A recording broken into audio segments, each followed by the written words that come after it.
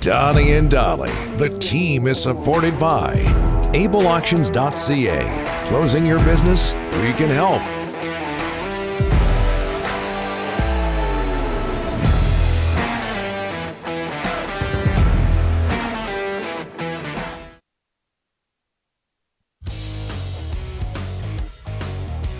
My mic up there? There you go. Turn the mic on.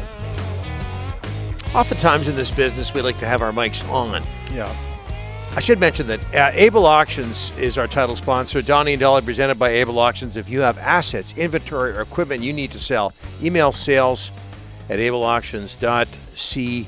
It is Friday, and all of our guests today, as mentioned before, brought to you by our friends at Langley Chrysler, as we bring in John Horn, who covers tennis for several outlets, including TSN and ESPN. He has some highfalutin title, but that's what we'll go with now. Leylah Fernandez is on to Saturday's women's final at the U.S. Open. Saturday's final against Emma Raducanu of Britain, and later today, Felix Auger-Aliassime will play his semifinal match at the U.S. Open. Finals.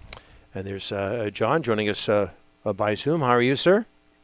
What's happening, guys? Great to be on the show. Congrats on the show. I guess it's been a while now, but still first time for my appearance. So congrats on the show. And the new set looks good. Yeah. Thank you. Thank you very much. Did you see Leylah's success coming, John?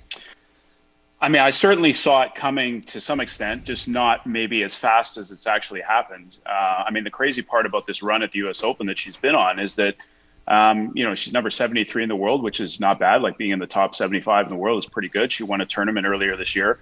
But the fact that she's won so many matches at this tournament against the players that she's had played against, I mean, it's remarkable. And I don't think anybody saw this coming this quickly. For any player to be unseeded to get to a Grand Slam final of any sort is an accomplishment. What Emma Raducanu is doing is even more crazy. The fact that she's had to play she's had to play 9 matches just to get to the final. Like usually a women's event, you play 5, maybe 6 matches. She's had to play 9, and she hasn't lost a set yet. And she's 18 years old.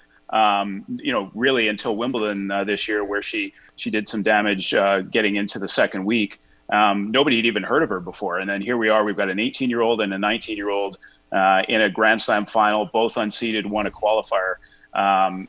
Would anybody have predicted this? Absolutely not. I don't think there's one person in the entire world who could have predicted this. And certainly, although Fernandez won a tournament, like I said earlier this year, she's a good player. She won a Junior French Open title. Nobody thought that she was going to go this far into the tournament and get to the final. I mean, she was 200-1 to win the tournament at the beginning of the tournament. So nobody was even thinking of her. And plus, the draw that she was in, her portion of the draw was the hardest part of the draw in the entire tournament. So to beat Osaka in the third round, 2-time champion, number 3 player in the world, to beat Angelique Kerber, fellow lefty coming from a breakdown and a set down. She's a former Grand Slam champion, former world number 1. Then to beat Svitolina, who was on a nine-match winning streak and won a tournament the week before in Chicago. And then to win her match last night against Sabalenka, who, as you could tell, hits the ball a ton. Yeah. And quite honestly, she was dominating that match. It was on her racket to win it or lose it, and she just basically choked under pressure. And Fernandez stuck in the match, hit a few good shots, and did what she needed to do, and she got it done, and she's in the final. So it's really impressive. It's very cool. The whole storyline with her parents coming to Canada, Steve Nash being in her box, her and Felix talking throughout the tournament, rooting each other on. It's a great story. What makes her effective, John? What makes her a great tennis player? Well, I just think that at such a young age, and you're seeing this in tennis and a lot of sports, to be honest, where young players don't seem to be fazed by anything anymore. I mean, the fact that somebody who just turned 19, we'll call her 18, can play in front of 20,000 fans, the biggest tennis stadium in the world, and just enjoy the moment. I mean, a couple years ago, she was a little bit more of a nervous player, was quite shy actually.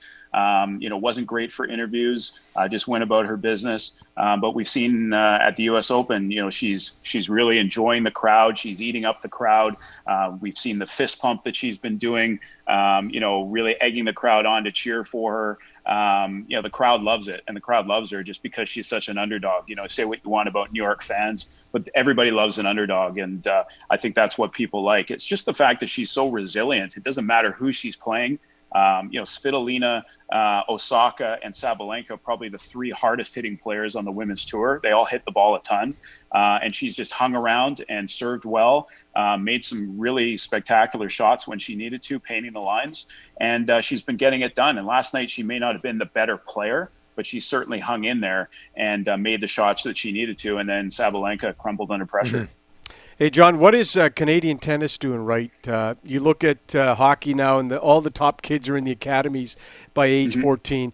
What is Canadian tennis doing right now to produce these good young players? Well, I think it starts with what Tennis Canada is doing. I mean, they've been doing such a good job building facilities so that players can play tennis throughout the winter months, not having to go down to Florida all the time or go to Europe to play. Players in Toronto and Montreal can go and play at the tennis centers in the winter and get first-class coaching. They're getting money backed behind them. I know Tennis Canada took a huge hit during COVID, not having the Rogers Cup, which is now the National Bank Open. That cost a lot of money for them. So much so the fact that players who've actually gone through that system, Felix Auger-Aliassime and Bianca Andreescu, for example, actually gave money back to Tennis Canada after they've had the success they've had, sort of as a thank you for everything that they've done for them in the past, knowing that they were struggling and didn't have as much money as they once had. So having those facilities, I believe they're opening a facility in Vancouver too. I think in Burnaby, Donnie. I'm not sure if that's correct or not, but I think they're building a facility there, so you can be able to have tennis players in BC being able to have first-class facilities. And when we say first class, it's all being done with great fitness equipment, proper physio areas, tennis courts indoors, all that sort of thing. They've really given back to some of these players and made it so that they've had an opportunity, because, you guys have probably heard tennis is not a cheap sport. Vasek Pospisil will be the first to tell you that, with everything that he's trying to do for the players. I mean, players are pretty much responsible for everything themselves. They're their own entities. They got to pay for their flights, their hotels for the most part, not at every tournament, but for a lot of them, you got to pay for fitness trainers, if you want physio. Everything is expensive, and any opportunity that at a young age you have to get a jump on that and get help and assistance, whether it's free court time that you don't have to pay for or anything, it's an opportunity. So Tennis Canada has been really good with a lot of the young Canadian players contributing money and facilities to help them out to get them to where they're at, and I know the players are very thankful for that. That facility in Burnaby will be known as the Di Giuseppe Tennis Center. John, thanks for this. Appreciate it. We'll talk to you again. No problem, guys. Yeah, let's see some of these Canadians in the final. I want to see Felix get there too, and Gabby Dabrowski in the double semi. So maybe she can get herself in the finals as well. So that'd be pretty cool to have three finalists all from Canada. It would be unheard of a bunch of years ago. Thanks for this, John. Appreciate it. You got it, guys. Good. Thanks for having me. Again, Saturday's final between Leylah Fernandez. Thank him for dressing up for the hit. And Emma Raducanu tomorrow, and later today it's Felix Auger-Aliassime against Daniel Medvedev.